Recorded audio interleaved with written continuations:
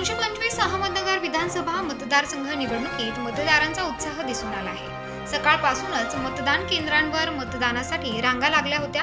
आमदार संग्राम जगताप यांनी मतदानाचा हक्क बजावला आहे।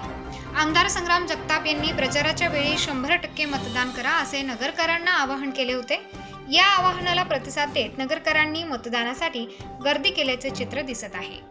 यावेळी मतदान करताना अपंग व्यक्तींसाठी व्हीलचेअरची व्यवस्था करण्यात आली होती। तसेच गोपाल धूत व धूत परिवार यांनी आजोबा, नातू व मुलगा 3 पिढीने एकत्र येऊन मतदान केल्याचे चित्र दिसले। तसेच माजी केंद्रीय मंत्री दिलीप गांधी यांचे चिरंजीव सुरेंद्र गांधी यांनीही सहपरिवार मतदान केले। ज्येष्ठ सामाजिक कार्यकर्ते ज्ञानेश्वर रासकर यांनी देखील सहपरिवार मतदानाचा हक्क बजावला। धर्मगुरू राजभाऊ कोठारी यांनी मतदान केले। तसेच आमदार संग्राम जगताप यांची बहीण डॉक्टर वंदना फाटके जगताप यांनी मतदान केले। सहकार सभागृहाजवळील राष्ट्रीय पाठशाळा येथे मतदानासाठी मतदारांनी गर्दी केली होती।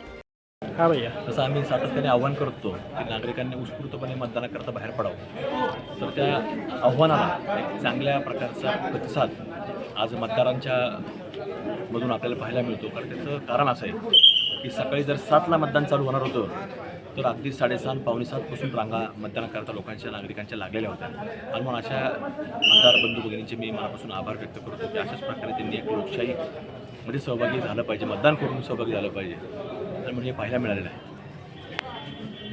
उत्तर महाराष्ट्र न्यूज नेटवर्कसाठी अमोल भांबरकर, नगर।